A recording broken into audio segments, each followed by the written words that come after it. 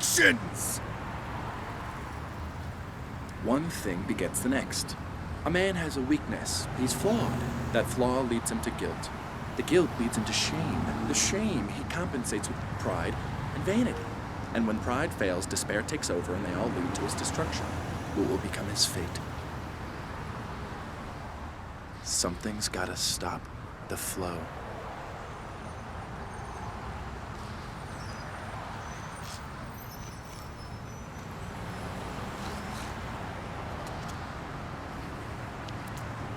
He's on his way. The girl needs her father, and we're going to deliver him. 1, 2, 3, 4. 2, 3, 4. 1, 2, 3, 4. 1, 2, 3, 4. 1, 2, 3, 4. 1, 2, 3, 4. 1, 2, 3, 4. 1, 2, 3, 4. 1, 2, 3, 4. 1, 2, 3, 4. 1, 2, 3, 4. 1, 2, 3, 4. 1, 2, 3, 4. 1, 2, 3, 4. 1, 2, 3, 4.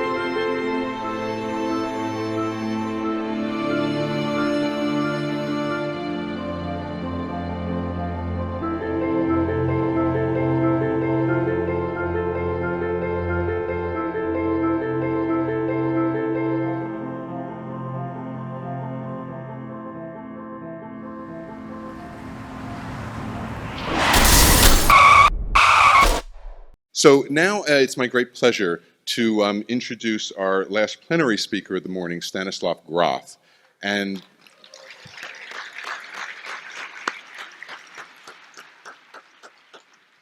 whose reputation precedes him. He'll be doing a plenary session on psychedelics and the future of humanity. And then after our break, we'll take a somewhat truncated break because we're running a bit behind. He'll be doing in the clinical track here a talk on the implications of consciousness research for psychiatry, psychology, and psychotherapy. So I have to admit that I was asked to pare the bios down to just a few sentences. I refused. And you'll see why in a second. Stanislav Grof, MD, is a psychiatrist with over 60 years of research experience in non-ordinary states of consciousness and one of the founders and chief theoreticians of transpersonal psychology. He was born in Prague, Czechoslovakia, where he also received his scientific training, an MD degree from the Charles University School of Medicine and a Doctor of Philosophy degree in medicine from the Czechoslovakian Academy of Sciences. Dr. Grof's early research in the clinical uses of psychedelic substances was conducted at the Psychiatric Research Institute in Prague, where he conducted thousands, almost 10,000, I think, psychedelic sessions over a number of years. He was principal investigator of a program that systematically explored the heuristic and therapeutic potential of LSD and other psychedelic substances. In 1967, he was invited as clinical and research fellow to the Johns Hopkins University and the research unit of Spring Grove Hospital in Baltimore, Maryland. Interesting how Johns Hopkins was the last man standing in the 60s and one of the first and biggest research facilities now. And the research unit of Spring Grove's Hospital at Baltimore. In 1969, he became an assistant professor of psychiatry at Johns Hopkins University and continued his research as chief of psychiatric research at the Maryland Psychiatric Research Institute. In 1973, Dr. Grof was invited to the Esalen Institute in Big Sur, California, where he developed, with his late wife, Christina Grof, holotropic breathwork, an innovative form of experimental psychotherapy, developed in part due to the changed legal status of LSD. And that is now being used worldwide. Dr. Grof is the founder of the International Transpersonal Association. You see why I couldn't cut this down. And for several decades served as its president. In 1993, he received an honorary degree from the Association for Transpersonal Psychology for major contributions to and development of the field of transpersonal psychology, excuse me, given on the occasion of the 25th anniversary, their 25th anniversary convocation. In 2007, he received the prestigious Vision 97 Lifetime Achievement Award from the foundation of Dagmar and Valisev Havel in Prague, Czechoslovakia, and has received numerous other awards for his pivotal contributions to the field. Among Dr. Grof's publications are over 150 articles in professional journals and the books LSD, Gateway to the Numinous, Beyond the Brain, LSD Psychotherapy, The Cosmic Game, Psychology of the Future, The Ultimate Journey, several others, and these three, Modern Consciousness Research and the Understanding of Art, The Stormy Search for the Self, and Spiritual Emergence and Holotropic Breathwork, the last three of which were written with his late wife, Christina. These books have been translated into 23 languages. As a psychologist, I want to just say that Dr. Grof has been a bit of a hero of mine and the most well-known psychiatric voice over the decades in this field. And so it's my great pleasure to introduce him and to turn him over to you.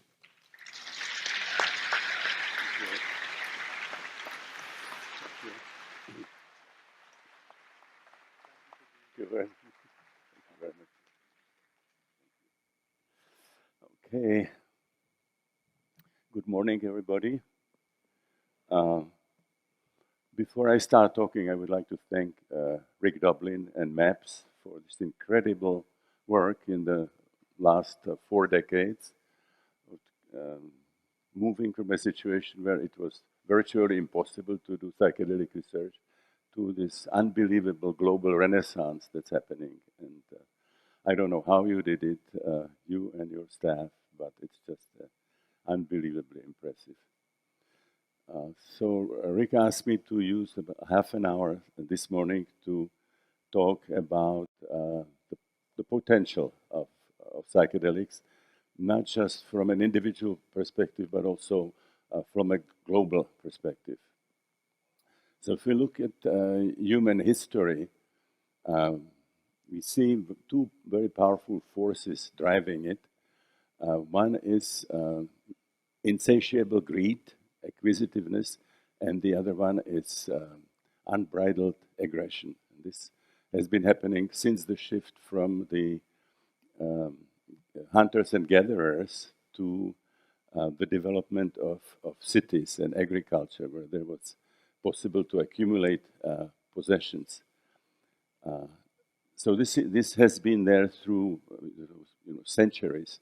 Now, in the 20th century and the 21st century, these forces became really dangerous. In the past, they certainly were destructive for the human groups that was involved, but it was not damaging the planet. But what happened in the last 100 years with the incredible population explosion, with the escalation of industrial productivity, the unbelievable pollution that's happening, the increase of violence on a global scale. So we are now facing a situation where the survival of the human species is really threatened, and very likely we would take a few other species with us. So the question is there anything we can do about it? What has been done so far, the military interventions, the economic sanctions, diplomatic, political sanctions, if anything, have created more problems than they solved. And the famous statement by Albert Einstein is, you cannot solve the problems using the same type of thinking that got you into the trouble in the first place. It requires some kind of radically different approach. So the question is, what can we do? I think people in transpersonal circles see that we are facing a global crisis, but which has many symptoms, but ultimately there is a common denominator to all of them, which is the state of evolution of the human species.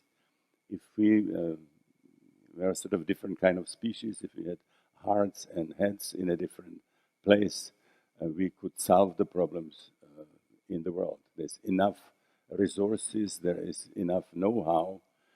So the question is how we use these resources.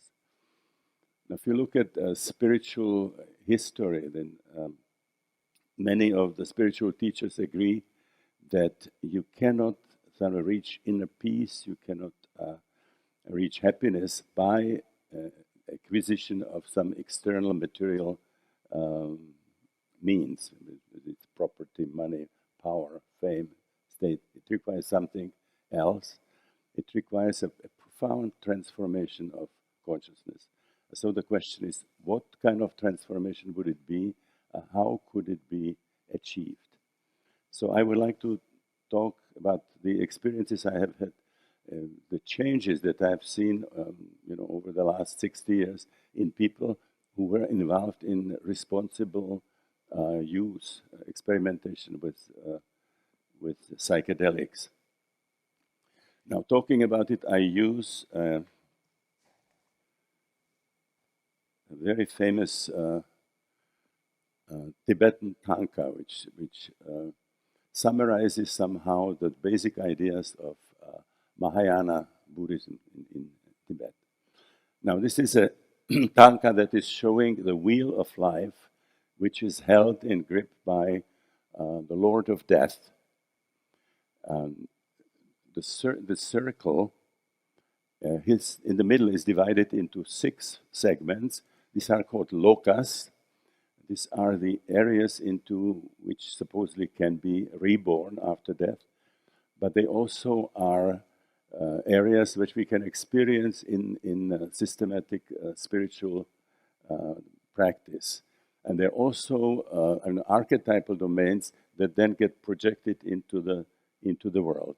So if we go to the top, we see the realm of devas, devaloka, gods. Then if we go clockwise, this is the realm of asuras, or jealous gods, who are in constant fight with the gods, like what we see in Greece, the Titans against the Olympic gods, and so on. And then the next one is a great realm, which is the realm of the pretas. They're called hungry ghosts. They are very pitiful creatures with big bellies and tiny mouth, which is the size of a pinhead. So they can never get enough. So to a great extent, this is archetype running the industrial civilization now, among others. Then if we go further down, this is the realm of hell, Naraloka, which also has the scene of judgment. I will not talk about the details about it, because I want to get to the center. So the next one, if we go, this is the realm of animals, of wild beasts, a realm that's governed by very base instincts. And then the next one, like 11 o'clock, is the Manakaloka, which is the human realm, where you supposedly have the best chances for enlightenment. You have the necessary resources. Now, in the middle of the circle, we can see 3 animals.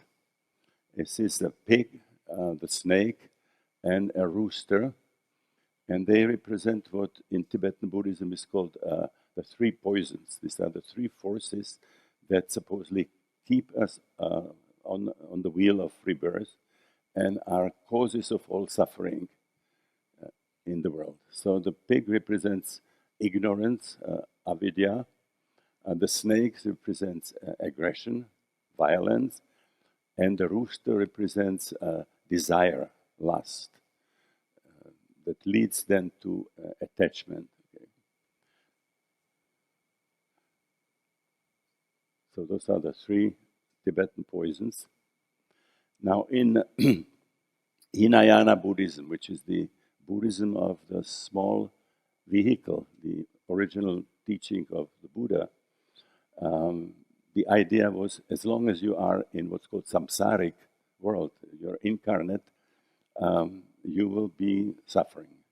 And the initial idea was you want to get completely off the wheel. You have to get into the realm which is beyond creation, which is nirvana. This term nirvana is related to the Sanskrit vata, which means wind. So what it means is evanescence, extinguishing of the torches of light, moving into realm beyond existence. Now then, during the history of Buddhism, a different form developed, which is called Mahayana, the large vehicle, Buddhism of the large vehicle, where the idea was different. The idea was that you can move in the direction of liberation, of nirvana, to the extent to which you can reduce the impact of these three forces in your life: ignorance, violence, anger, aggression, and desire, and this insatiable desire. Okay, so I'd like to talk about how responsible use of psychedelic can help us to reduce the three forces that are seen as really the main sources of suffering in the world. So if you look at the pig, which is ignorance, so when we use, again, systematically, responsibly psychedelics, we get a lot of new information. We can, for example, get access to repressed and forgotten material from our childhood, the things that happen in infancy, childhood, that make our life difficult. We can, something that's not accepted in current psychology, psychiatry, we can actually relive our birth. We can decide how much suffering in our life is determined by the fact that we carry unprocessed memory of birth with all the difficult emotions and the difficult physical energies which are blocked in the body. We can even find the prenatal causes of difficulties that we have. And we can not only discover them, but we can go there, we can bring them into consciousness, we can process now the emotions, we can free ourselves from that powerful negative program, which is perinatal, prenatal, and postnatal. But it goes beyond this. There's a category of experiences that we call transpersonal, when we can have experiential identification with other people, actually members of other species, even in the botanical realm. We can discover a lot of things, sort of information that goes way beyond anything that we know intellectually. We can identify with different animals, and we can, by becoming them, we can get deep understanding what their experience of the world is. Now, avidya, that term which is used in the Buddhist tradition, does not mean ignorance in terms of having a lack of information about the material world. The term avidya ultimately is about something else, which is our lack of understanding of the nature of reality and lack of understanding of who we really are. This is a knowledge that has nothing to do with concrete knowledge, information about the material world. It has to do with the fact that there are normally invisible or imperceptible dimensions of reality that play extremely important role in the life that we are leading. We are not aware that those dimensions exist. We also can discover very different information about the nature of ourselves, who we are. Are we really just Newtonian objects? Are we really just body egos, or are we something much larger? So this is the kind of knowledge that can counteract the avidya, this fundamental ignorance about the nature of reality and who we are. And this is something that becomes available in psychedelic experiences, or the whole category of experiences, which I call holotropic, means that help us to move towards wholeness. Holos means whole, and trepein means moving toward wholeness.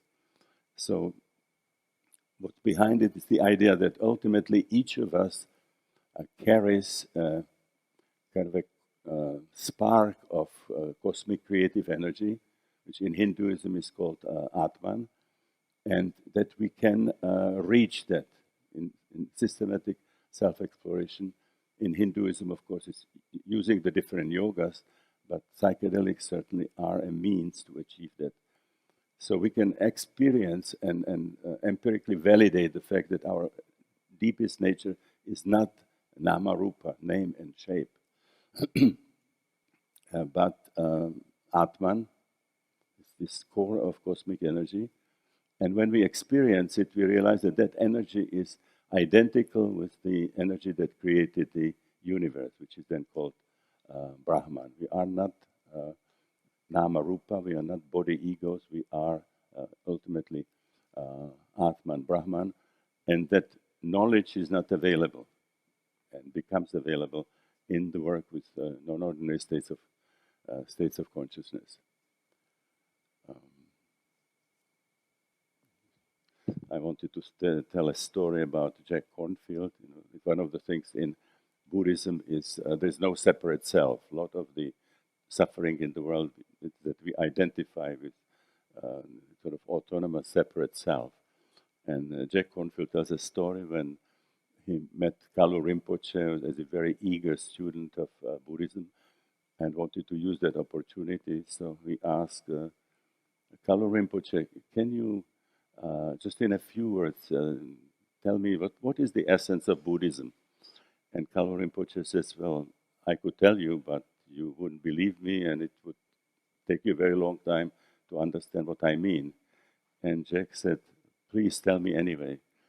And Kalu Rinpoche said, okay, you don't really exist. Which means not you don't exist, you know, something exists, but it's not what you think it is. It's not the body ego. So this is the kind of knowledge that we get that counteracts the avidya, and this is called prajna paramita, transcendental wisdom.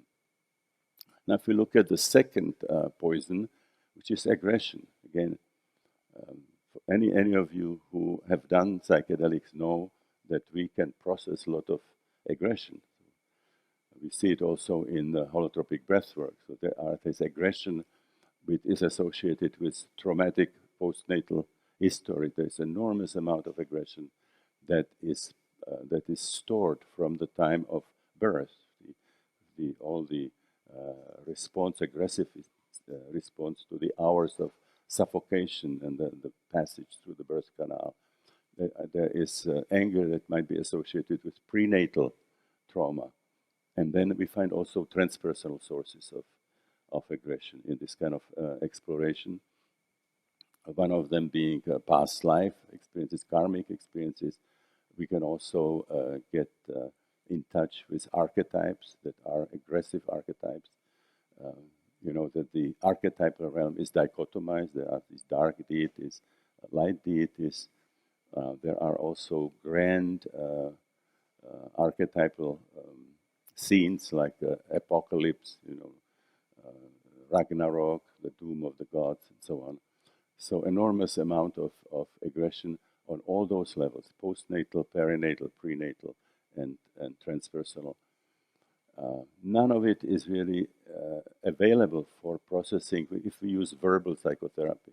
Once we get to pre-verbal, and from then on, this cannot be handled by talking. The powerful experiential methods are the only way of addressing that.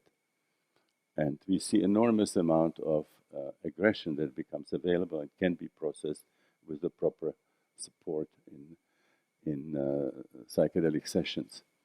So that you can see people really becoming much more peaceful, developing a sense of compassion and sense of connection with the world, appreciation for the world, and so on. So that is a great potential of psychedelics to really get rid of these pockets of aggression that we carry in the unconscious.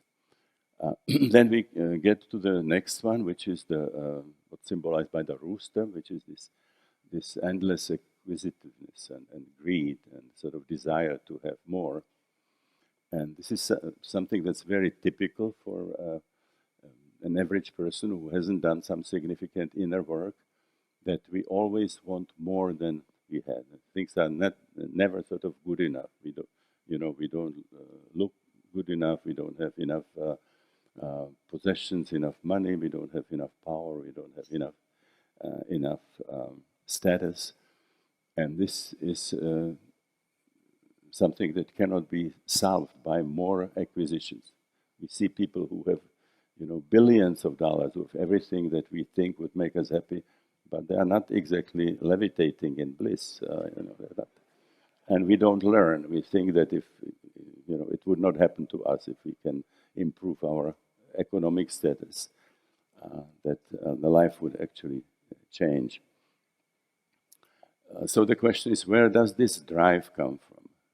So one of the things that we discover is the fact that we carry undigested, unprocessed memory of birth. So on some level, we still live in the birth canal. We were born anatomically. We got out of it, but we have not really processed the hours of pain and fear that we experience in the birth canal. So we see, for example, even in the breath work, not just psychedelics, you can breathe faster for half an hour, and you find yourself in the birth canal instead of in the room where you are doing the breath work. So if it becomes so easily available, like in everyday life, then the question is to what extent it's actually coloring our quality of life, to what extent, to some extent, we have not really stepped out, we have not accepted the fact that we are already in the world. So that's one of the major patterns, that sense of dissatisfaction, and then the feeling that something better is in the future, is the pattern, unfinished pattern of birth. If we are in the birth canal, things are not great. You see, you want to get to some better situation in the future, and you already have the memory that it happened. You got out of the birth canal, but we still carry all the memories. The little crying that happens when we are born is trivial as compared to what it would require to really process all the pent-up emotions and the physical energies that are blocked from that type. So this creates that kind of a drive that we are not satisfied with how things are. We create an image of some better future when we have more money, when we have a bigger car, a bigger house, when we have more power, when we have more fame, and so on. And this is a loser's pattern. Whether we are achieving it or not, it doesn't really do anything psychologically. So you would project somehow the future goal that would bring the correction, some kind of image of what I need to really feel happy. And then we set our life on a kind of linear pursuit towards that goal. And then there are two possibilities. We don't achieve the goal, and then we feel that the reason why we don't feel happy is because we haven't achieved the correction. And the other one, we achieve it, and then we wake up in the morning, and the old world is still there. So we don't say, this is a loser strategy, I have to do something significantly different. We say that the goal was not big enough. It's not 100,000, it's $1 million. Or, it's not one doctorate, it's two doctorates that we need, and so on. So this is what Joseph Campbell called getting to the top of the ladder and finding that it was against the wrong wall. Okay. So the people who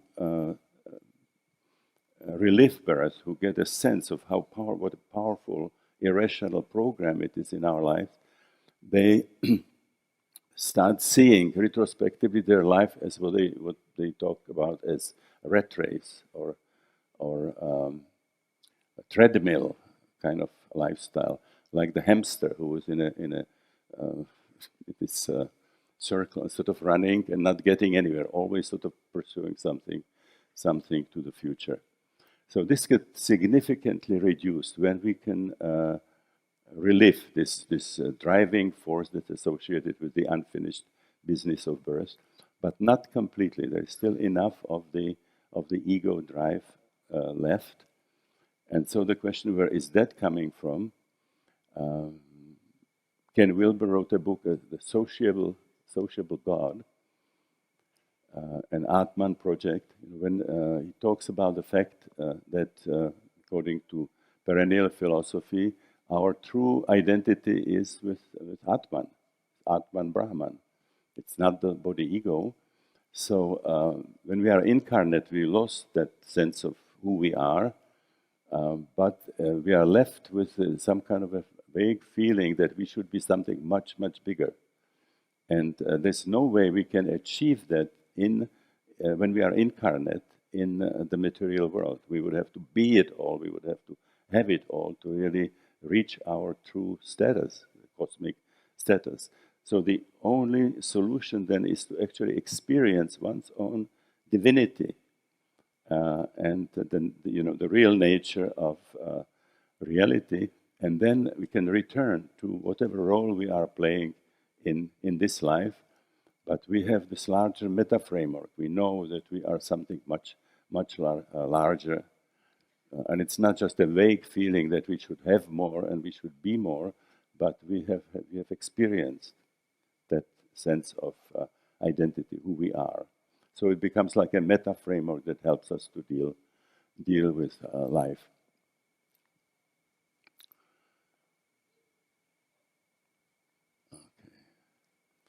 Okay, so I have just a list of things that I have seen in people who have done responsible work with psychedelics. So the most relevant thing for me, because I started as a clinical psychiatrist, is what you can do with psychedelics therapeutically. And we can certainly go way beyond any potential of means that we have already available, like verbal therapy, or certainly not tranquilizers. A lot of current psychiatry is limited to suppressing symptoms, and it's called therapy, where it's nothing else but mitigation of symptoms. It doesn't change really anything. Where psychedelics can take us to the core, where the problems are coming from. We can really resolve something. So this is the whole big category. Rick talked about it, and we've written about it for years. There is an enormous therapeutic potential if psychedelics are used properly. Then I already talked about significant decrease of aggression, and you see emergence of compassion in people. People feel connected with other people, feel connected with the world. When we read about industrial civilization, one word that comes again and again is alienation. We are alienated from our bodies, we are alienated from each other, we are alienated from nature, we are alienated from the cosmos, we are alienated from the spiritual. So one of the things that happen is sense of connectedness.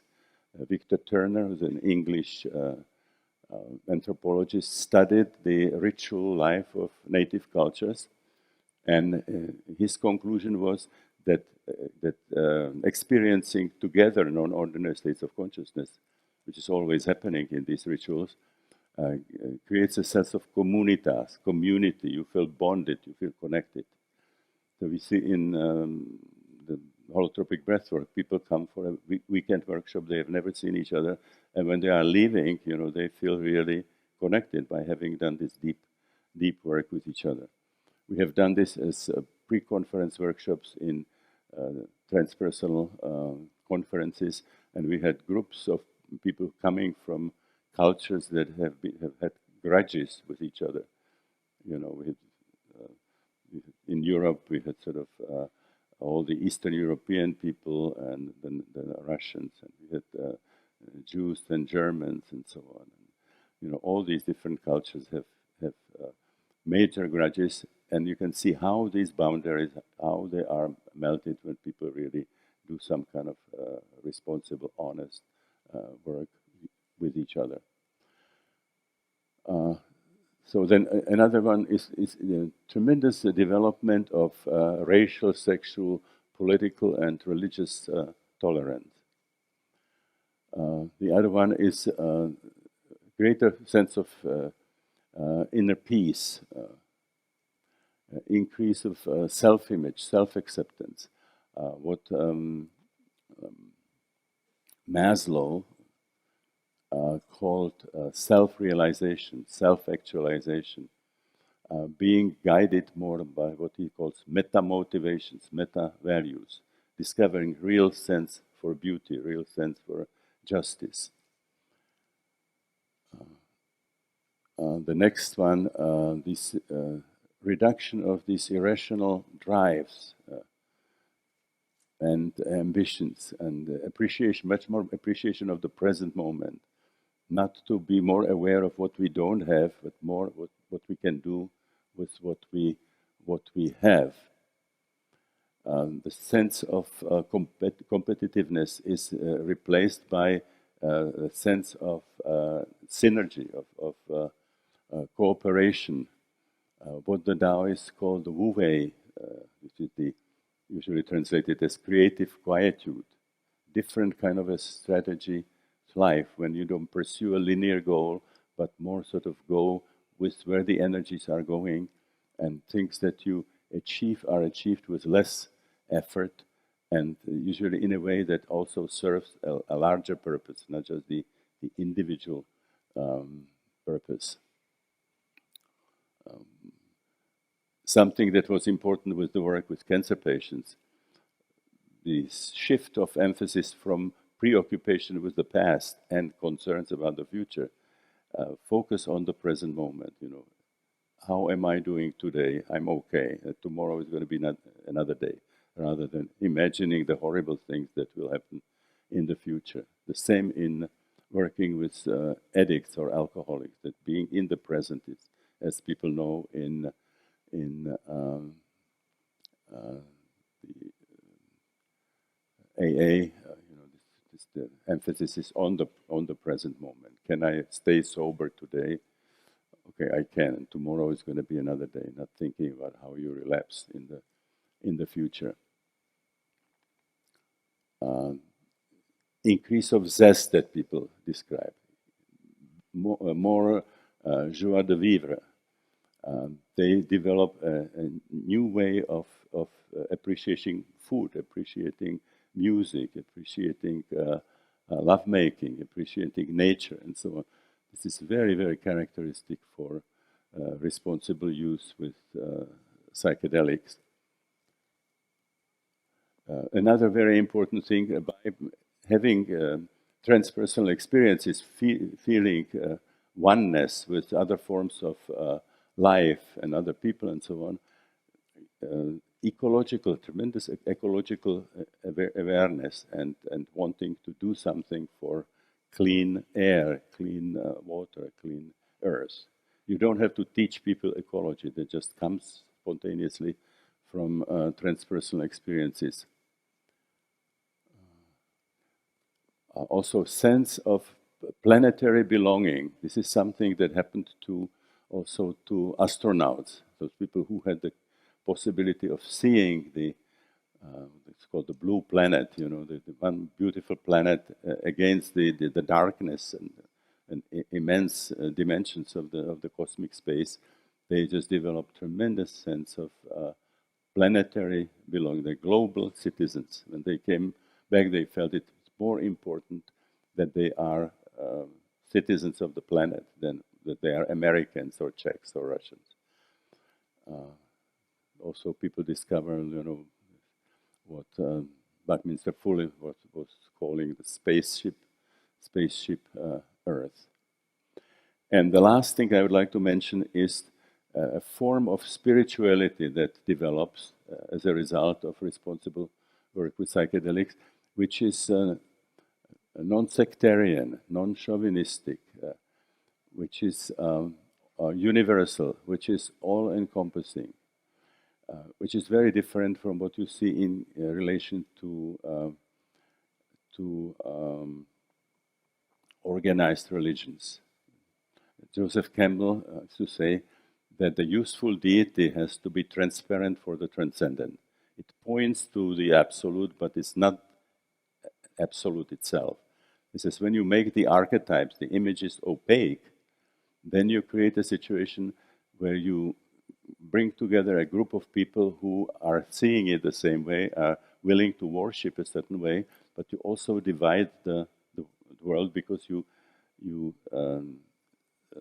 set that group against another group. We are Christians, you are pagans. Everybody has to be a Christian. We have to convert you, or there's no place for you.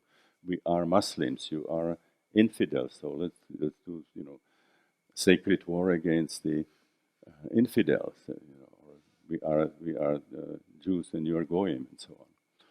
So the religion, organized religion today, is more of a problem in the world than part of the solution. A lot of the violence comes really from the religious differences, and not just between organized religions, but also inside.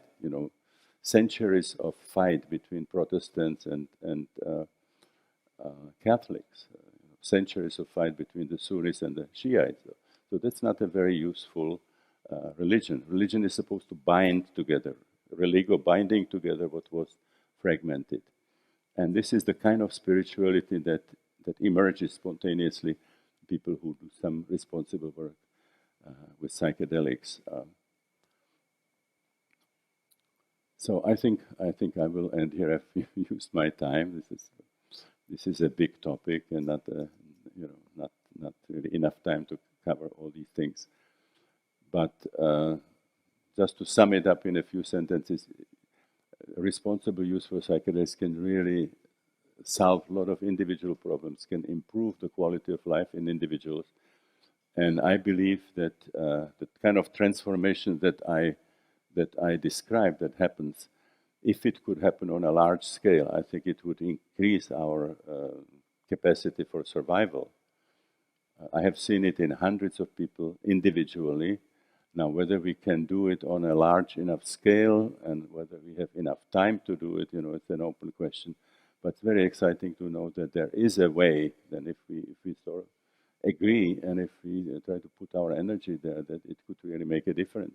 Probably the only thing that would make a difference, because if we continue the current corrective measures, I think we just make things worse. So thank you very much for your attention.